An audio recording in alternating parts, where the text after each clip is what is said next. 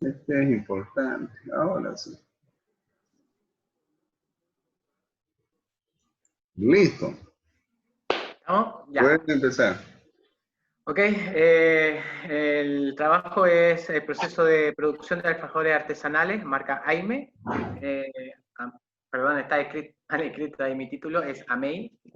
Ya.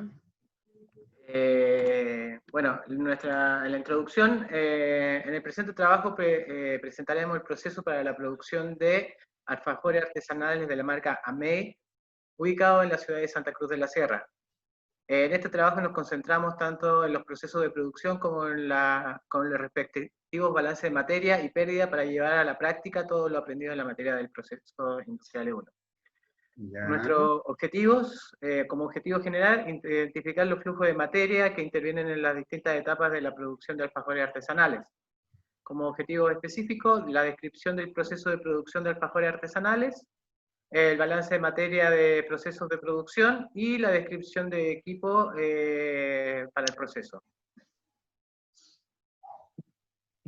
En la metodología de investigación que se empleó, se ocupó el método descriptivo basándonos en la descripción de los procesos de producción de alfajores lo más completo posible. Se busca medir las características y observar las configuraciones y los procesos que componen la elaboración de alfajores artesanales.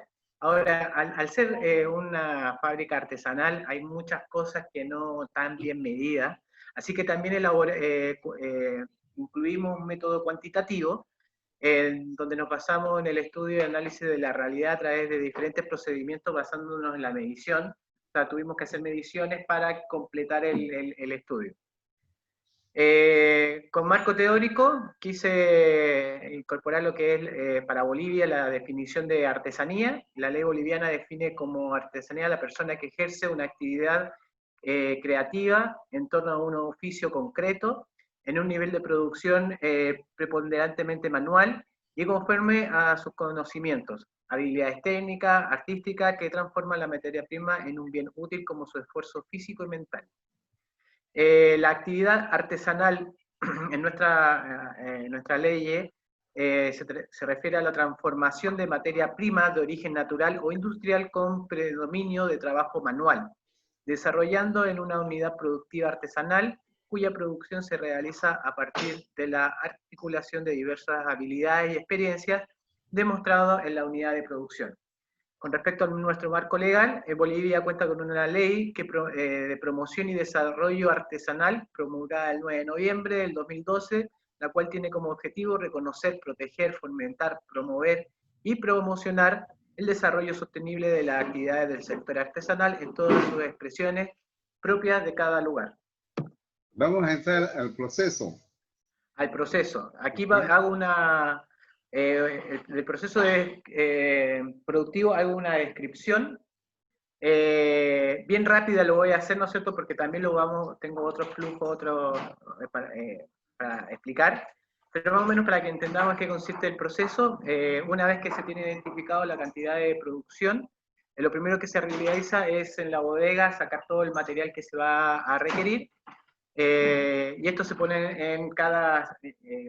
tienen unos logs para donde van a trabajar cada etapa, y se empieza... y antes de empezar con el proceso de la masa, se empieza a calentar el horno porque esto necesita estar a 180 grados centígrados. 180 grados centígrados, no una cocina convencional, sino que ya una cocina, un horno semi-industrial. Bueno, se vierte toda la materia prima en una batidora para luego pasar a la sección de amasado.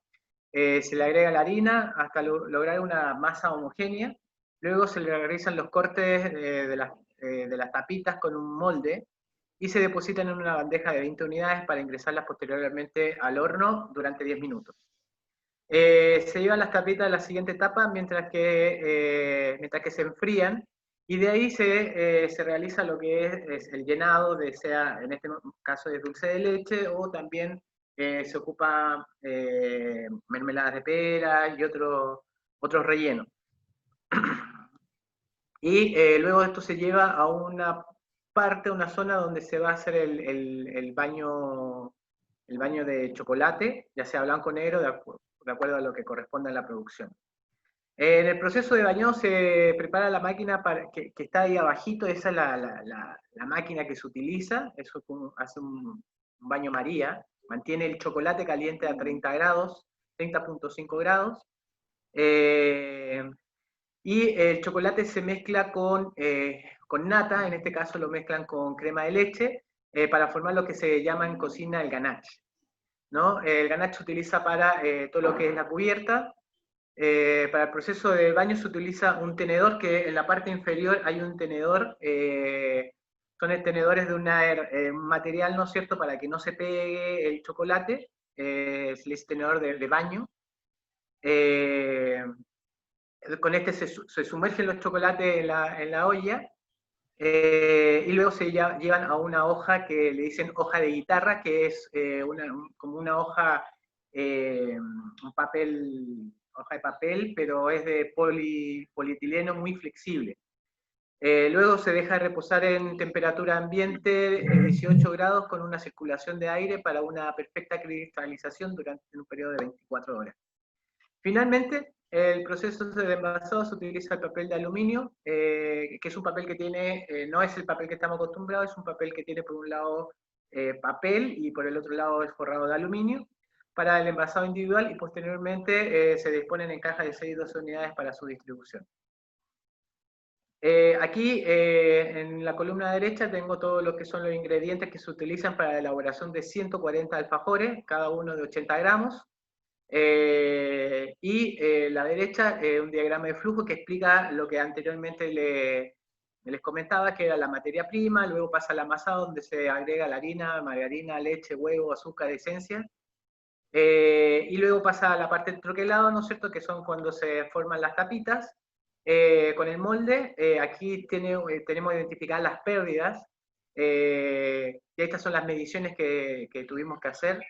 Se tiene una pérdida del 0.1% en el troquelado, y cuando se llevan estas al horneado también se tiene una pérdida de 0.7%.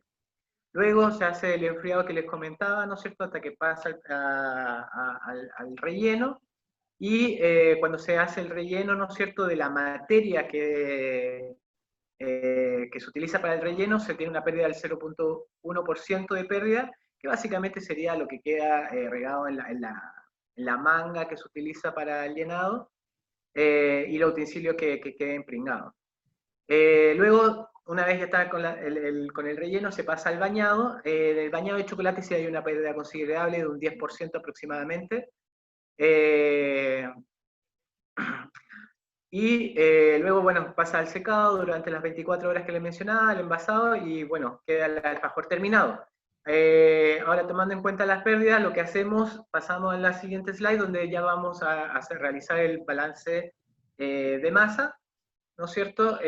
¿Qué fue lo que hicimos? Creo que aquí me salté, pero bueno, en el cuadro anterior, cuando les saltaba la lista, todo está en kilogramos, incluso los huevos, ¿no es cierto? Hicimos una investigación, cuánto pesa un huevo, el huevo representa, la cáscara representa el 10%, así que ahí calculamos cuánto es lo que refleja el huevo, y lo llevamos todo a masa, como nos explicó la otra vez, que todo se debe manejar en masa. Para realizar la sumatoria de todo lo que al momento de preparar la masa, la primera etapa, el amasado, todos los ingredientes suman un total de 6.557.5 gramos. Cuando pasa al troquelado, ¿no es cierto? Le comentaba de que en el troquelado se presenta una pérdida del 0,1%.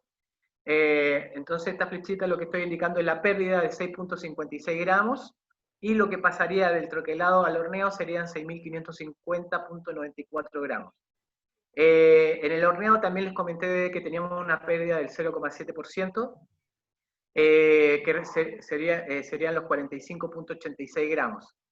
Luego, cuando pasamos del horneado, pasan 6.505,1 gramos a las tapitas, y ahí, como se le mete el relleno, ¿no es cierto?, se lo sumamos.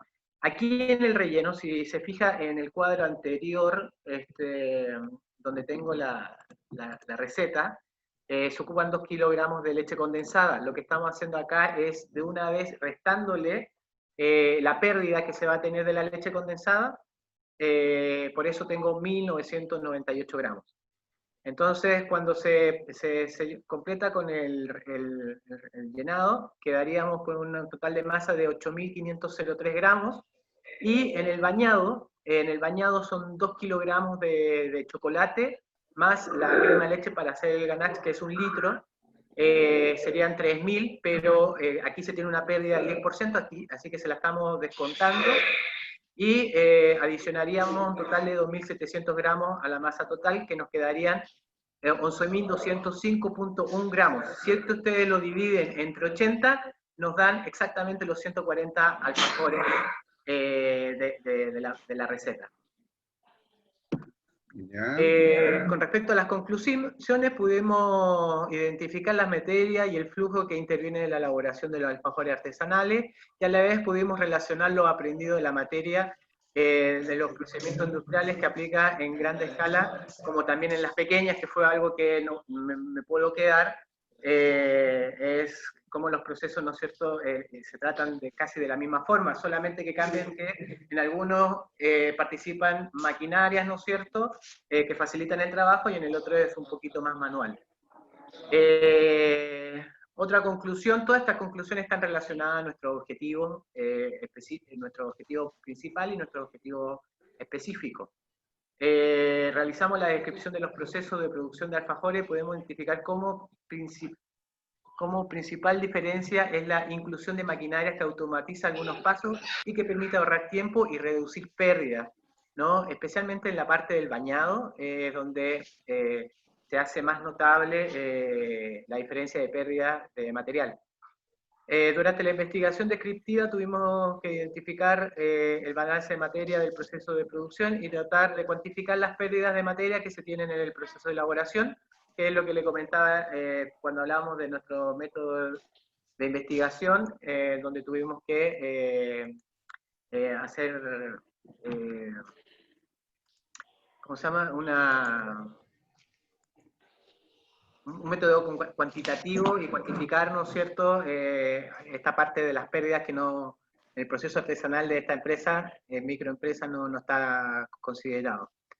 Durante la investigación descriptiva tuvimos que, y por último, pudimos conocer equipos que se utilizan en la elaboración de alfajores artesanales y aprender más de ellos por medio de la descripción de los procesos, que eran los equipos que le estaba mencionando, porque lo demás, bueno, el troquelado ya es algo que conocemos, ¿no?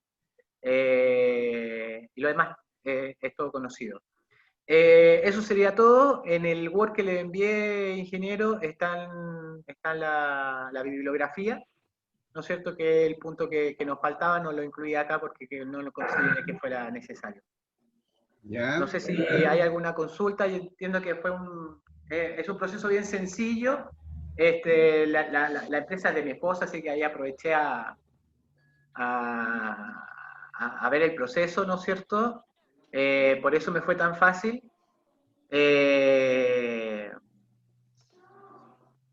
Y pudimos hacer las mediciones, ¿no? De todos los procesos y cuantificar todo lo que faltaba.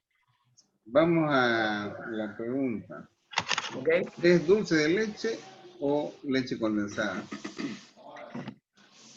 Bueno, lo que se utiliza es el dulce de leche, que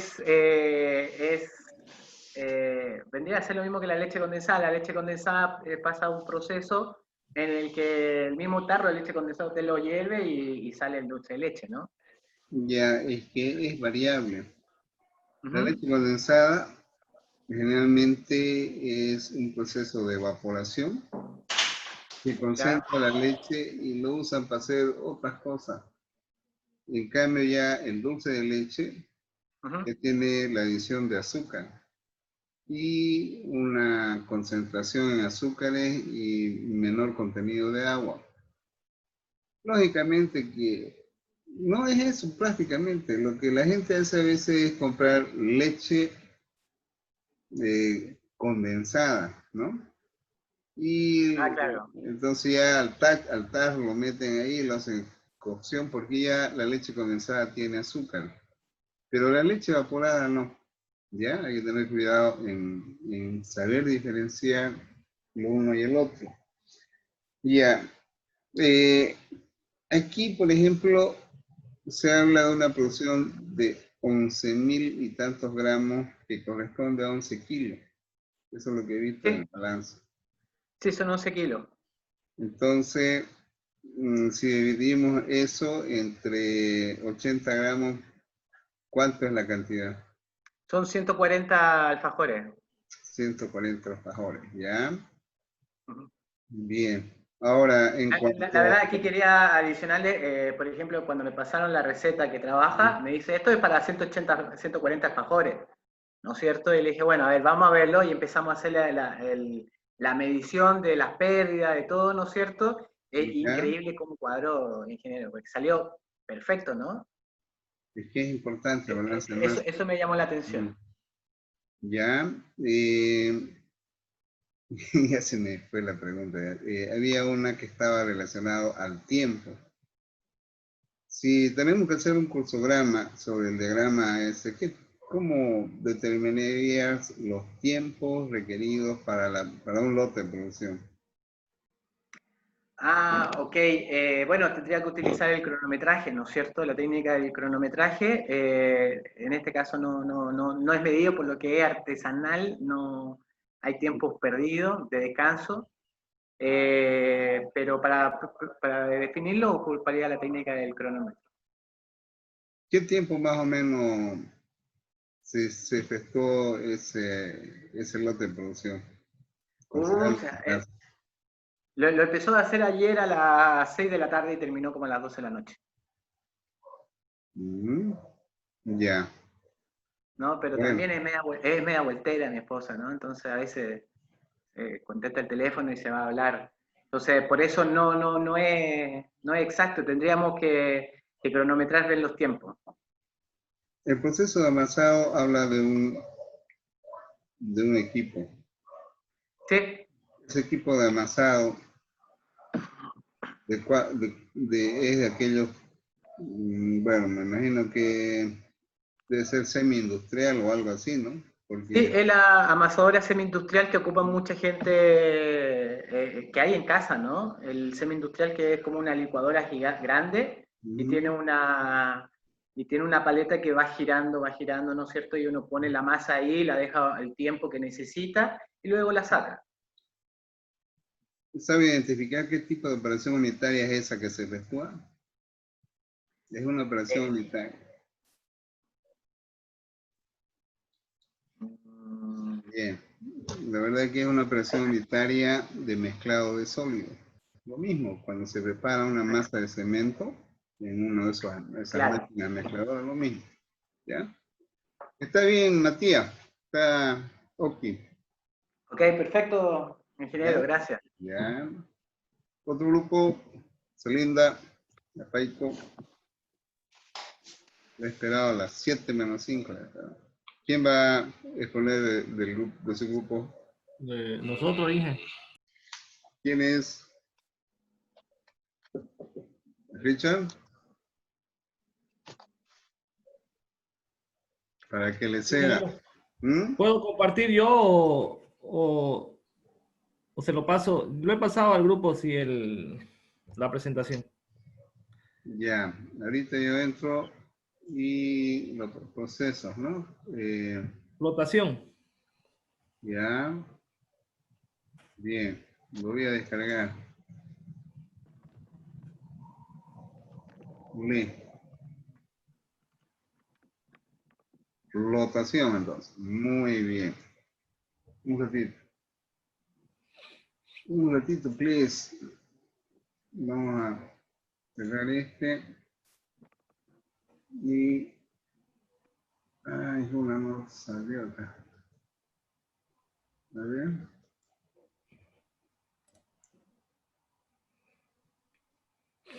Flotación, ¿eh? Ajá. ¿En qué está? En Ah, PowerPoint.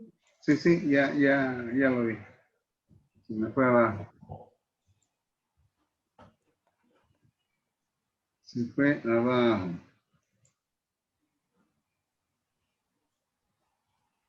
Bien.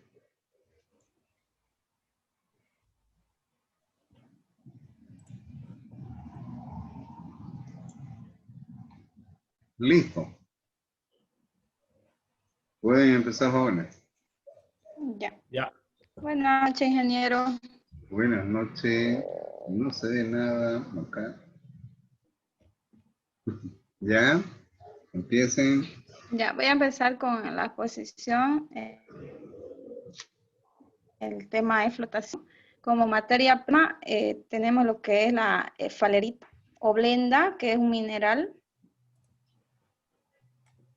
Ya, ahí está. Proceso de flotación de minerales es nuestro tema. Como le decía, la materia prima, tenemos la esfarita o blenda, que es un mineral del sulfuro. Tenemos la galena, la calcopita, la pirita, la mascasita, la cobelita, la argentita y el cuarzo.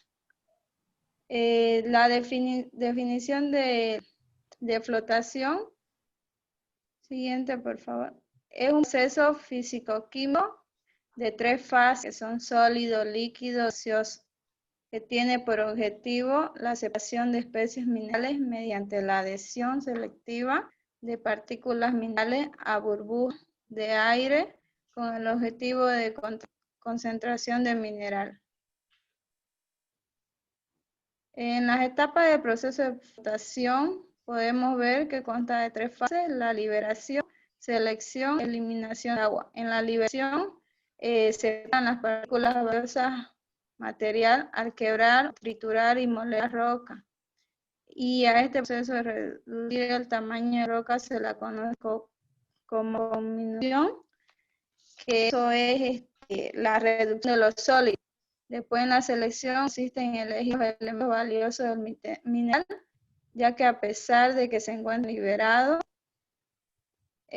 aún siguen mezclados con la ganga y otros metales. En la eliminación de agua, permite separar los sólidos o concentrados del líquido utilizado. Vámonos directamente aquí. Aquí se tienen 2 equipos.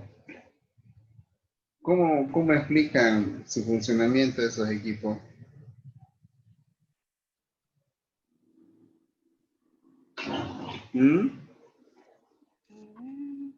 Ya. En el proceso están la parte del espesamiento, el filtrado y el secado. En el espesamiento es la eliminación de una gran cantidad de agua contenida en la pulpa.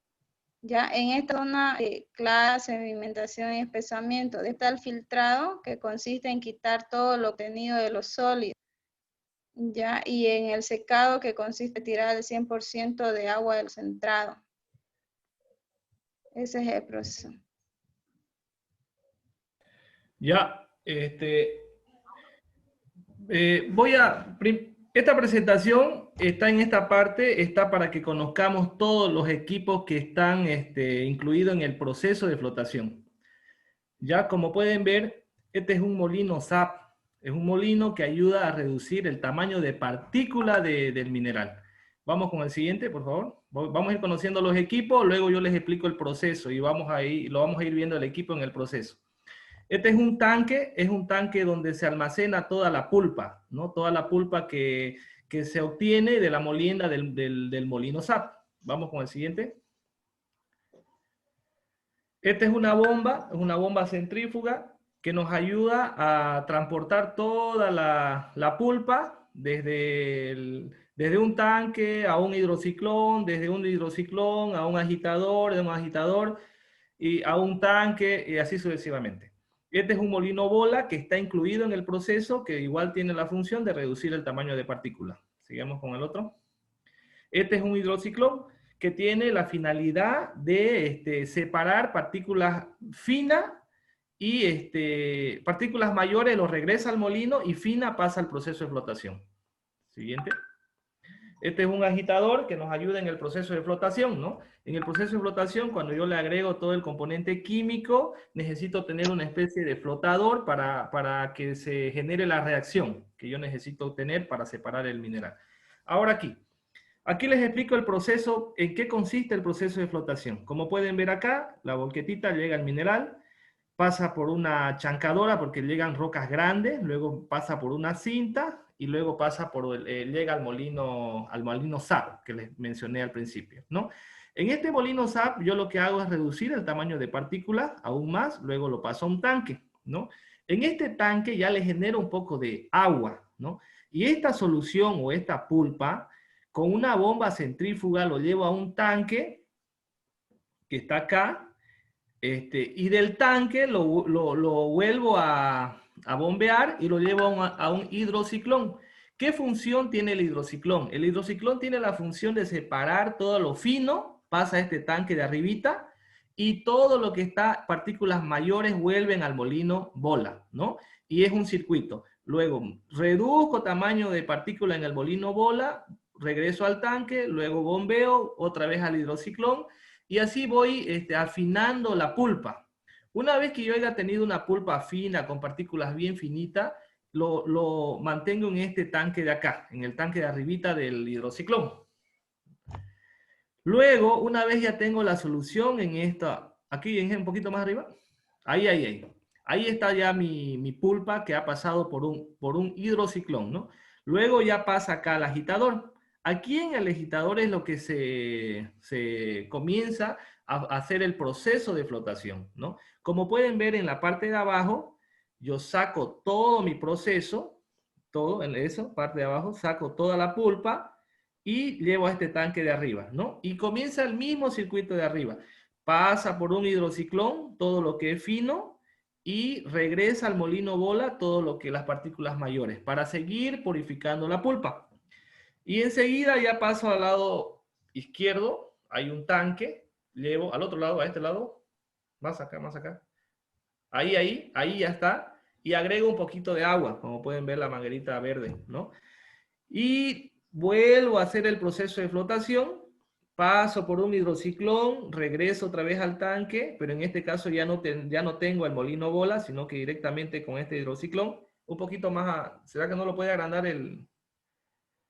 Ya no da, ya. ¿No da? Y abajo, como pueden ver, es la parte donde explicó la compañera arriba, ¿no? Que ahí se concentra toda la pulpa ya bien fina y ya se lleva a los hornos y ya es el mineral que yo he obtenido. Ahí eso en la parte de abajo, ¿no? Entonces, para cada material yo tengo un reactivo que utilizo para separar el material. Puedo separar cobre, plomo. Vamos a ver en un ejemplo más claro en el diagrama de bloque, acá. Acá, por ejemplo, tengo cobre, un poquito, si lo agrandamos un poquito, está en la parte de abajo está ahí está, ¿no? Está el cobre, está el plomo, ¿no? David, no sé si puedes explicar esta parte, que es lo mismo básicamente en Claro, buenas noches, ingeniero. Buenas noches. David Rojas le habla. Este es el diagrama de bloque prácticamente que pudimos realizar. Prácticamente hay una parte que se hace todo lo mismo para obtener la materia prima, donde empieza que es la materia prima, que es la mina, después lo almacenamos, pasa por la chancadora, el clasificado, ya se dice de cuántos micrones va a ser, ¿no? Para que pueda entrar a lo que es la flotación. Luego sería el acondicionamiento. Aquí ya prácticamente repetirían las tres etapas, ¿no? De flotación. Siempre para una flotación tenemos que obtener cobre primero. Luego plomo o zinc dependería de cómo está la economía en otros países o cómo se obtendría mejor precio, ¿no? Podemos obtener primero lo que es aquí el cobre, plomo y zinc. En cada acondicionamiento donde indica es nuevamente donde echamos ya los reactivos para que puedan desprender el plomo con el zinc y la lava, ¿no? Que en la lava ya contienen todos los minerales que no vamos a utilizar en este proceso. Y también por el zinc. Normalmente en estos tres procesos, en toda la mina, del 100% de materia prima que tenemos, llegamos a obtener de un 30 a 50 o 60% de nuestro producto que tenemos que obtener, ¿no? Ya que hay bastante desperdicio en este proceso. Siguiente diapositiva, ingeniero, por favor. Aquí tenemos un pequeño ejemplo de la planta que hicimos. Este ya sería solamente el proceso de cobre. Y luego repetiría también para hacer de plomo y zinc. Aquí en nuestra planta estamos diciendo que producimos 1.200 toneladas días de concentrado de cobre a un 27% de cobre, a partir de un mineral de cabeza del 0,87% de cobre, dejando un relave de 0,1% de cobre.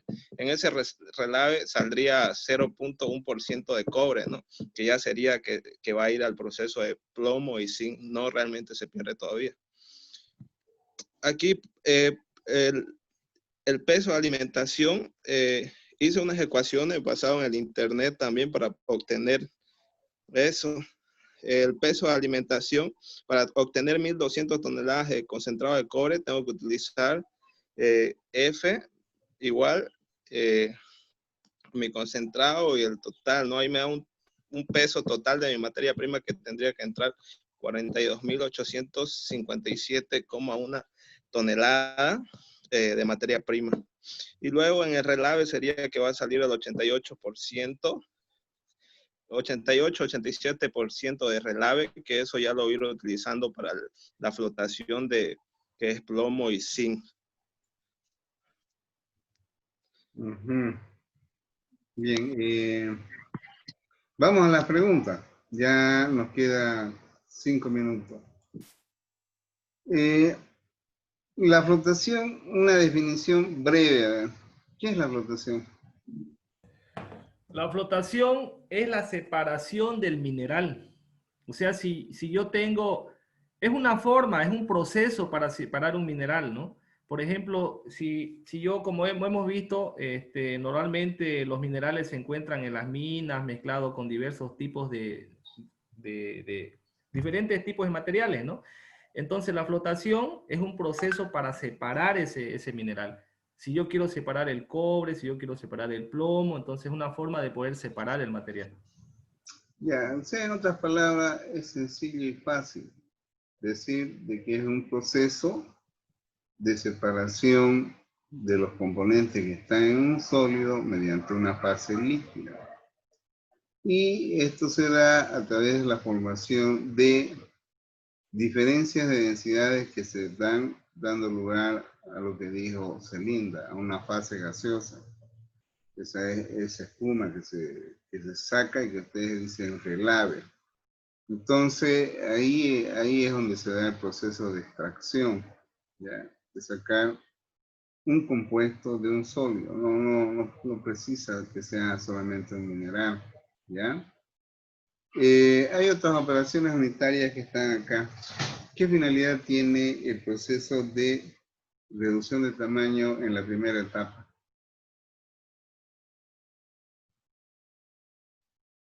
Aquí. ¿Y qué tipo de molino es este? Ustedes me han llevado conmigo, creo.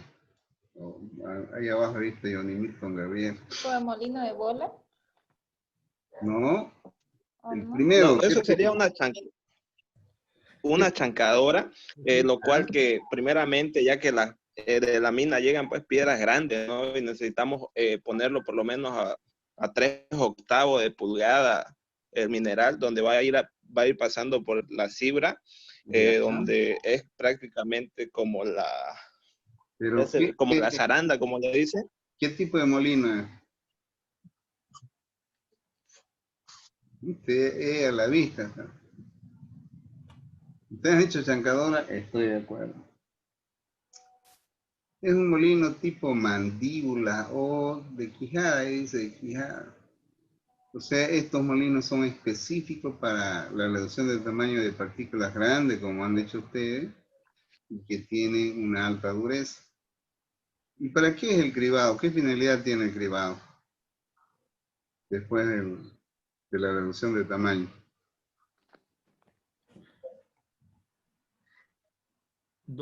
¿Qué dijo? ¿Qué dijo? Prácticamente llegar a un, dependiendo de cada empresa, ¿no? Porque dependiendo de cómo trabajan en los milímetros que vaya a ir ya la materia prima de ese lado, y prácticamente va separando por tamaño. No se complique más, eso es lo que hay que decir. Es una separación de acuerdo a su granulometría. Ya. Este molino SAS, primera vez que escucho hablar, ¿ya? Y que se constituye en un molino intermedio entre el de Quijada y el molino de Bola. ¿Qué creen que hace este molino?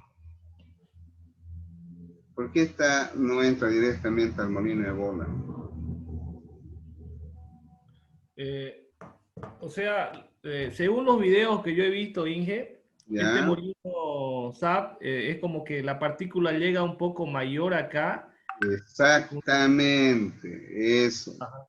Son partículas que llegan todavía con un contenido de dureza y que se van a reducir a un tamaño de partícula que permita lograr mayor eficiencia en los propósitos de reducción del tamaño con el molino de bola. Sí. ¿Ya? Entonces, eso es, no precisa ustedes que yo nunca he visto este proceso productivo, me doy cuenta, ¿no?